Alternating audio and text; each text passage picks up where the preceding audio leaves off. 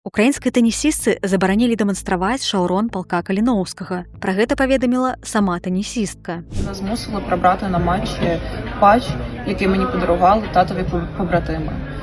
Ці люди зараз борються за незалежну Європу і стоять пліч-опліч, відбиваючи російську агресію разом з нашими українськими героями. Александра Алейнікава займае 65-е месца ў рэйтынгу жаночай тэніснай асацыяцыі. Яе бацька пайшоў добраахвотнікам абараняць Украіну і бачыў апошні раз яе матч ужывую ў 2024 годзе. Цяпер ён знаходзіцца 2 тыдні ў адпачынку і прыехаў у Францыю, каб побачити матчі дочки уживую. Але я хочу, щоб всі ви знали, що це місце, воно зарезервовано для цього патчу, який має величезне значення.